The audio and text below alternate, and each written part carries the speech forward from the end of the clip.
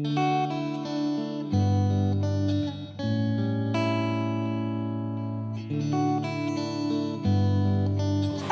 वालेकुम everyone, welcome back to my YouTube channel. मैं ठीक हूँ, उम्मीद है आप सभी ठीक होंगे। अगर आप मेरे यूट्यूब चैनल पर नए हैं तो चैनल को सब्सक्राइब करना और बेल आइकन को प्रेस करना ना भूलें, ताकि जब भी हमारी कहानी का कोई न्यू एपिसोड आए तो आप देखना ना भूलें। और आप हमारे साथ हमारी कहानी के एंड तक बने रहें, ताकि हमारी कहानी में आने वाले नए नए मोड़ आपको दिलचस्प लगें। और अगर आपको हमारी कहानी पसंद आए तो लाइक कीजिए, कमेंट कीजिए, शेयर कीजिए और चैनल को सब्सक्राइब करना ना भूलें। तो चलिए रुक करते हैं हमारी कहानी बिखरे हुए मोती के एपिसोड 23 की तरफ। खुशबू गाड़ी में बैठे बैठे बेतहाशा रोए जा रही थी और अपने आप से बातें कर रही थी। तभी आफरीन एकदम आ गई थी और खुशबू को रोता हुआ देखकर घबरा गई थी। क्या हुआ खुशबू, तुम रो क्यों रही हो? और इमरान भाई कहाँ गए? आफरीन ने एक साथ इतने सारे सवाल किए थे। खुशबू के कुछ बोलने से पहले ही तबरेज़ और सब लोग भी आ गए थे। क्या हुआ खुशबू? तबरेज़ ने घबराकर पूछा था। भाई कुछ नहीं, इतना कहते ही खुशबू बेहोश हो गई। कमज़ोरी इतनी थी कि रोने की वजह से बेहोश हो गई थी। खुशबू खुशबू, तबरेज़ ने उसके चेहरे पर पानी की बूंदें मारी थीं। खुशबू होश में आ गई थी। क्या हुआ खुशबू, और इमरान कहाँ है? तबरेज़ फिक्रमंदी से पूछ रहा था। भाई मुझे कुछ नहीं हुआ और इमरान कहाँ है मुझे नहीं मालूम। खुशबू अपना चेहरा अपने हाथ से साफ करते हुए कह रही थी। तुम लोग खुशबू को संभालो, मैं इमरान को देखकर आता हूँ। इमरान इमरान, ये क्या, तू यहाँ बैठा है और वहाँ खुशबू की तबीयत ख़राब हो गई थी। क्या हुआ खुशबू को? इमरान वहीं गाड़ी से थोड़ी दूरी पर एक पत्थर पर बैठा हुआ था और तबरेज़ की बातें सुनकर एकदम घबरा कर उठा था। शायद वो रो रही थी और इसी वजह से। एक मिनट, क्या तू भी रो रहा था? तबरेज़ ने बड़ी गहरी नज़रों से देखते हुए कहा था। नहीं यार, तू तो खामखाही, तू अब मुझसे बातें छुपाने लगा। उधर खुशबू, इधर तुम दोनों के बीच कोई बात हुई है क्या जो तू मुझे बताना नहीं चाहता? तो क्या मैं ये समझूं कि तूने बचपन की दोस्ती भुला दी? तबरेज़ इमोशनल होकर गुस्से में कह रहा था। तू तो मुझे इमोशनल ब्लैकमेल करता है। इमरान भी नाराज़गी दिखाते हुए कह रहा था। बात तो सिर्फ इतनी है कि मैंने खुशबू से शादी करने को कहा था और वो ना जाने क्या क्या कहने लगी। क्या कहने लगी? वो कहने लगी कि वो एक तलाकशुदा लड़की है और मैं उस पर तरस खा रहा हूँ। और तबरेज़, तू अच्छी तरह जानता है कि खुशबू चाहे तलाकशुदा हो, इस बात से मुझे कोई फ़र्क नहीं पड़ता। मैं उससे मोहब्बत करता था, करता हूँ और करता रहूँगा।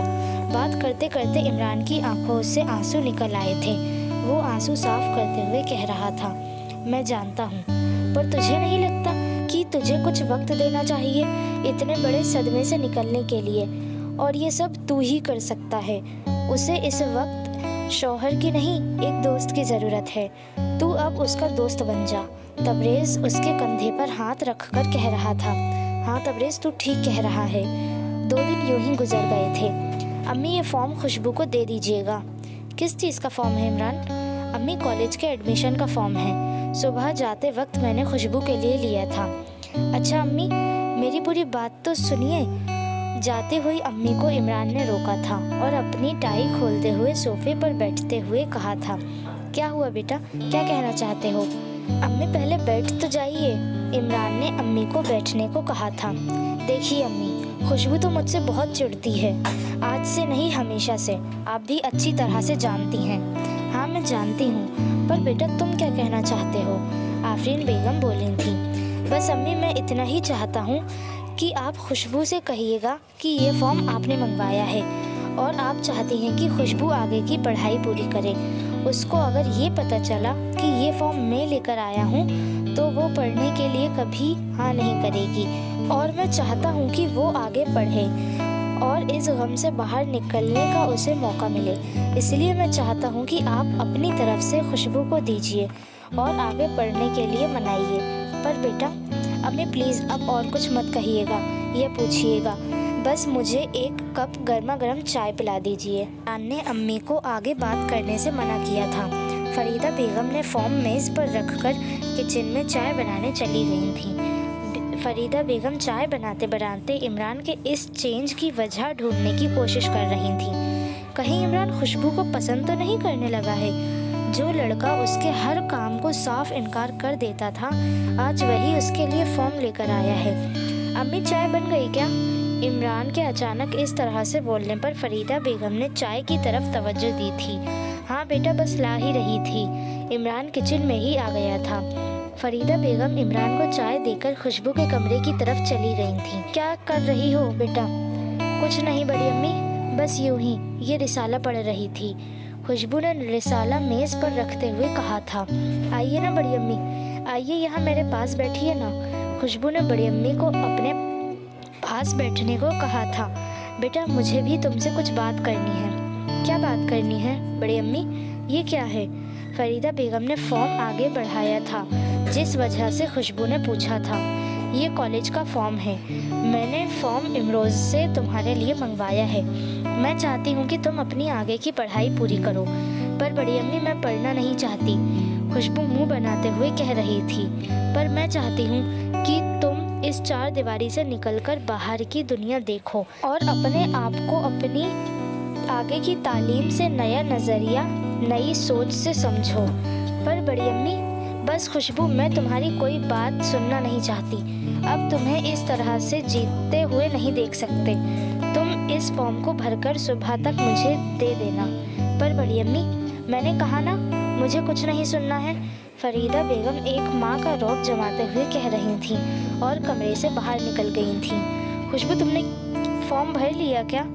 आफरीन खुशबू के पास बैठते हुए कह रही थी। हाँ, जब बड़ी अम्मी कह रही थी तो करना ही था। खुशबू ने फॉर्म और पेन मेज पर रखते हुए आफरीन से कहा था। खुशबू, अब तुम्हारा फॉर्म भर गया है। अब तुम जल्दी से तैयार हो जाओ, हम घूमने जा रहे हैं। आफरीन अपने बालों की चोटी खोलते हुए कह रही थी। कौन ले जा रहा है घूमने? खुशबू ने जानना चाहा था। इमरान भाई। फिर मुझे नहीं जाना। मुझे मालूम है तुम ऐसा क्यों कर रही हो। तुम इमरान भाई से कतरा रही हो, पर तुम ऐसा क्यों कर रही हो? आफरीन, ये तुम पूछ रही हो जब तुम सब कुछ अच्छी तरह से जानती हो। हाँ, मैं अच्छी तरह से जानती हूँ, तभी कह रही हूँ, घूमने चलो। आफरीन ने सिंगारदान के सामने से उठकर अपने बालों में कंघा फेरते हुए खुशबू के पास बैठते हुए कहा था। आफरीन, मैं तुम्हारा मतलब नहीं समझी। मैं तुम्हें ये समझाना चाहती हूँ कि तुम्हारे इस तरह से कतराने पर भाई को एहसास होगा कि तुम अभी तक उन्हें चाहती हो, और क्या ज़रूरत है इस तरह से उनकी नज़रों से बचने की। तुम उनसे मोहब्बत करती थी, पर अब तो नहीं करती। तुम उनको इतना इम्पोर्टेंस क्यों देती हो? तुम्हें इस बात से फ़र्क नहीं पड़ना चाहिए। इस बात का एहसास दिलाने की कोशिश करा करो। वो भी अब तुम्हें भूल चुके होंगे। जब तुम उनसे मोहब्बत नहीं करती तो क्या ज़रूरत है उनको इतनी अहमियत देने की। बस बातें बहुत हो गईं, अब तुम जल्दी से तैयार हो जाओ। आफरीन बालों में कंघा करके बाहर जा चुकी थी। आपने हमारी कहानी यहाँ तक सुनी। आपको हमारी कहानी में आने वाला नया मोड़ कैसा लगा, हमें कमेंट करके ज़रूर बताएं। अगर दिलचस्प लगा हो और कहानी पसंद आई हो तो लाइक कीजिए, कमेंट कीजिए, शेयर कीजिए और चैनल को सब्सक्राइब करना ना भूलें। चलिए मिलते हैं हमारी कहानी के नेक्स्ट एपिसोड में। तब तक के लिए खुदा हाफिज़ and thank you for watching.